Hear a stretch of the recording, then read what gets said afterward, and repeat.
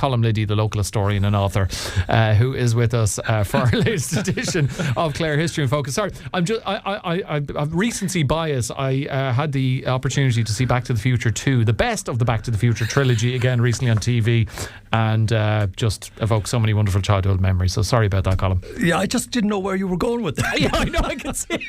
I can see. Look at your face. Look how this is going. What is this Egypt on about? Anyway, thanks for coming in. You're taking us back to the 1840s. Oh, we're getting ever closer to that period of Irish history. And the title for the chat this morning, the discussion, is Coping Strategies in the 1840s, which is an interesting title. So maybe you can give us a bit more background to why coping strategies were required. Indeed. Well, so look, 2 weeks ago I was kind of going on, as I do, in the most miserable way possible, about the utterly wretched poverty of most Clare people in this era. And, sorry, apologies for that. I know it was a bit of a downer. So now I'm just trying to look at more at the positive aspect. The reality is that actually people lived away, for the most part, reasonably happy lives, because logically speaking, if it was 1840 and you were in Clare, part of the most massive population the county has ever had, I mean, double what we have now. Yeah, I think you said it was around 300,000. Yeah, it was pushing 300,000 at that stage. I think we're on about 140 now or something like that. So way, way more people. I mean, it's incredible to think. I mean, literally everywhere you went, there was far more people. So logically, you should emigrate at that stage. I mean, that's what you should do. I mean, if you were being rational. But people, by and large, didn't. It took the famine to kind of finally, jolt people out of their ordinary lives. So why did they stick around? Well, I mean, they're a totally different people. I mean, to be blunt, over the last 200 years, particularly in Europe, Northern Europe, we have become cold, relatively unsociable people. Back then, so different. Communally, they live, I mean, nowadays in Clare, the number of people in any house is 2. That's the average. I'm sure, of course, there's houses with 10, but the average is 2. Back then, the average house had 7 people in it. So it was hard to be anything but cold because you're living cheek to jowl with people, so you kind of had to get on with them. You did. So, like, it's a totally different way of living. And indeed, it's the way of living that most of humanity over the last 100,000 years have lived in much smaller, more condensed settings, everybody together. I mean, things that did not exist until relatively recently are creches and nursing homes. Neither of them existed. I mean, because children were minded by the extended family in a very small space. I mean, your typical household would have obviously the nuclear family, but also probably an unmarried aunt and probably a grandmother sitting in the corner. Those people are part of the childcare arrangements of any household in the past. And also there are spare men as well, uncles and grandfathers. So there's always 3 generations, and it's just a totally different way of living. I do wonder as well, you mentioned there was no need for nursing homes. I guess given the dire circumstances and situations people in Ireland and Clare found themselves living in, life expectancy wasn't that great. So if you were probably doing well to reach an age where a nursing home might be required, even if there wasn't one on hand. Indeed. I suppose typically you would die in your 60s. You know, the earliest censuses have very few people, surviving into their 60s. So, there's a few, but it's a tiny number. Nowadays, it seems to be fairly possible for a lot of Irish people to get to 80. Your typical person will, and maybe more.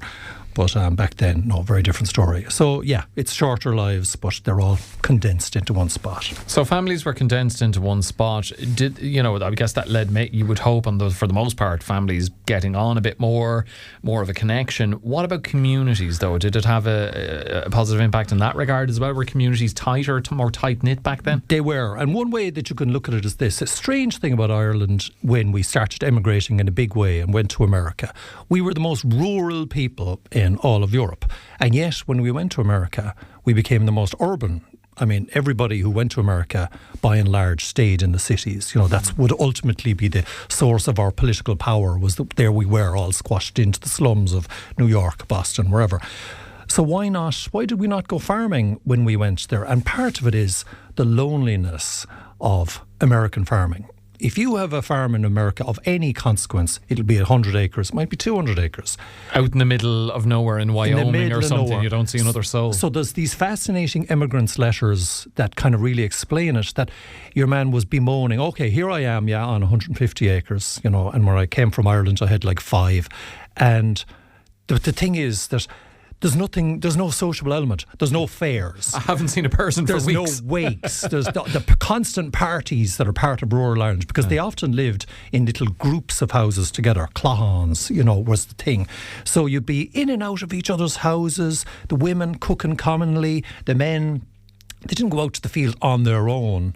They went out in a bunch to do labour, that was suitable for a few people very often.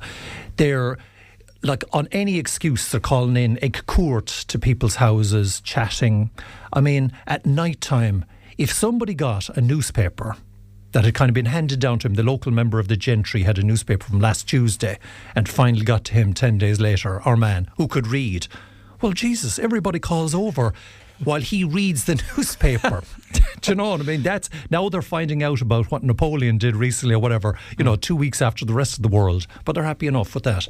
If there's a letter from anywhere, the letter is ceremonially opened in front of the entire little community. So it's a much more, they're constantly chatting, visiting.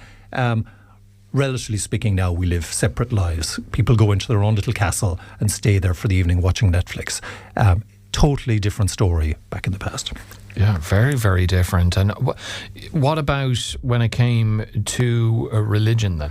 Religion also, I would say, again, I mean, of course it has taken a bit of a battering in Ireland, but in the last few decades. But to the extent that how it exists is through the medium of weekly mass, and structured things around the priesthood. But pre-famine, it was a totally different type of Catholicism. It was all really, people didn't go to Mass every week, not least because the churches they had were so small, they wouldn't have fitted the population they had. But instead, what they take very seriously is the holy days, of which there are many, far more than we have now. And they would go to, let's say, a local holy well on that day, spend the whole day walking around barefoot, saying all those prayers, and frankly, having a bit of a carnival when it was over. It was a strange mixture of religion and carnival, very communal, and a bit of alcohol thrown in, and a bit of, indeed, just sociability. The priests weren't too happy with it. That's why it had to be stamped out after the famine. Oh, heaven forbid you'd have a bit of fun. Indeed. Now, another aspect of the religious thing back then was charity. Just on a scale as well that we can't imagine. Daily charity, really, because what was keeping the very bottom 10% of people alive was the charity of the people just slightly better off than them. And that is something I think you referenced last time you were in with us. It wasn't the rich landlords or people who had a bit of wealth who were giving something to these poor people. It was their peers, and they might have a few spare spuds or whatever it might be. God forbid your cottage happens to be on the main road, because literally every day there's people, they come in and they kind of stand mournfully outside begging, and you just have to go out with 3 potatoes to every one of them. They'd often say that the husband, would he be out in the fields, wouldn't be aware just how much the wife was giving away. And it was a real belief in charity, a real belief that I suppose you would get your reward in heaven afterwards, but you just wouldn't ever say no to people who would ask. I suppose there's two ways of viewing that. On one hand, Colm, it's sad that it took other people in pretty bleak circumstances to help out those who were in similar situations, but lovely that they, maybe part of it was hoping to guarantee their place in heaven, but they were looking out for each other. They were, and you see, the thing is that once the state becomes involved, that all just evaporates. Absolutely. Before the state is effectively given charity, and whether it's in now, we have a very elaborate system of social welfare, or previous to that, you had more appalling ones such as workhouses and whatnot. But where there's no state involvement, people do things. And then, as I say, it was remarkable how quickly that all evaporated after the famine for various reasons, but not least because there was an official allowance, whether it was in the workhouse or some people got allowances outside of that also. So the absence of the state does push people to be amazingly charitable. You want to talk next about getting ahead of neighbours. How was that possible? How was it done? Well, So let us talk briefly about the dark side. I mean, because we naturally in Ireland love to think of ourselves all as victims. Victim complex, you say? Yes. I'm afraid it's at the very heart of us is to imagine that it was other people who did stuff to us, always the victims. But in fact, at this point in Ireland, it was becoming very clear that some people, they might have all appeared to be a barefoot mass of people, but some of them were doing a little better. And once you do a little better, that can tend to compound over time. So I put it to you that if you were a man who has a good kind of relationship with the local landlord, a good reputation with the community that you will pay on time, you can actually become a tenant of land fairly cheaply. The price at that time is £1 per year per acre. You can get it cheaper indeed, but let's say that's standard enough. So the local absentee landlord or whatever, he's charging you for your 30 acres £30. So that's fine. Now, you are in that position. Other people are not so well trusted. They're kind of more, lower class within society. The landlord has nothing to do with them. But you now rent to them. You are both tenant and landlord. So when you are a landlord, you charge at least £4 per acre. You can charge, in fact, up to 10 if situation is dire enough, and people will pay it.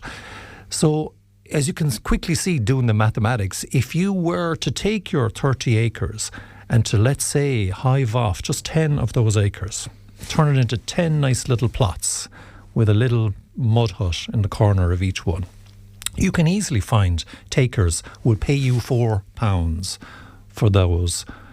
And now you've got £40. The only rent of the entirety is 30. So your rent is free. In fact, you're 10 up, on that situation. And you're moving incrementally up the societal ladder. Up the chain, exactly. Yeah. Or another thing that you can do is not everybody has even the £4 to pay you. But if they can't do that, they'll have to work for you instead. So their rent will be charged as a number of days per year. Most of the days of the year, they'll have to labour for you. So either way you put it, once you get ahead and can make that relationship where you are the man renting 30 acres, then you're in an incredibly powerful position about the people who are lower on the food chain than you, the labourers, the landless people. So that's one way in which, to be blunt, you can exploit your neighbours. Another way is that the best the labourers can do is have their 1 acre of potatoes, which hopefully feeds the family. But by and large, it actually only lasts 10 or 11 months. That's where you step in. You've managed, because you've kind of sowed some potatoes later, you have more potatoes still. When it comes to the end of the season, July, August, the end of one batch, the start of a new batch, you still have potatoes. And now you can charge double the rate, which is typical. Yes, Alan. And furthermore, they don't have any money. So possibly they need to be loaned money to buy the stuff you're now going to overcharge them. Oh God, interest rate. Do you think they go to Bank of Ireland? Do you think do they go to Revolut? Do they? Hell. So you are both you loan them the money to buy the now overpriced potatoes which you have in the shed because you're ahead of them. And in every which way you kind of gain on them a little bit. They get a little bit further into poverty over all this, and you get a little bit ahead. And one level, Colm, I can see this, understand why people would do this. If you have the means and ways, you have a pathway to better your life. Yeah. And in those, like in Ireland, that thank God, I'm sure we're all grateful we don't live in. You're going to take it, but the more you do that, and you use the word exploit, if you're the person doing that, you will think, I'm just trying to make my family circumstances, my life circumstances better. The people who are renting out the acre from you or who are paying the exorbitant cost of the spuds you're selling them, they will view it as exploitation. I would suspect that marked a lot of people out for grumbling grievances and maybe physical retribution. Indeed. At night time, as you know, that throughout Ireland and particularly in Clare, we had lads known as the white boys, the kind of the nighttime vigilantes that would sort people out who were, and like that's the thing, it puts a limit on how much exploitation you can do. You can do a certain amount and all will be well. But yeah, don't absolutely, And in Clare, they were known as the Terry Alts. So again, they would arrive. If you were a person now who was really exploiting the neighbours and charging crazy money for potatoes, they'd call to your door, drag you from your bed and give you a good beating.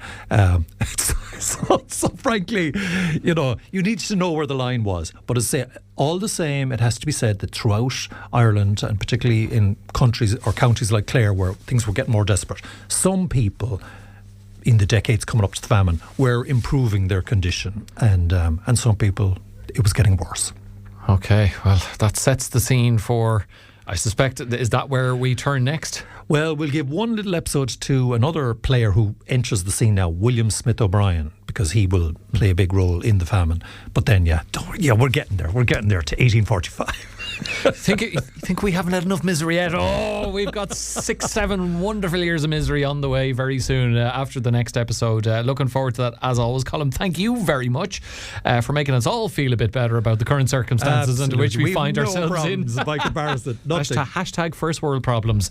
If people want to find your wonderful shop, where can they find it? It's on shopinireland.ie, and the books are generally available in the Ennis Bookshop and in Lahinch and in Ennistimon and Kilrush. Okay, brilliant stuff. Colm Liddy, pleasure as always. Thank you very much. If you ever have any historical questions for Colm, do send them in to us on 086 1800 964.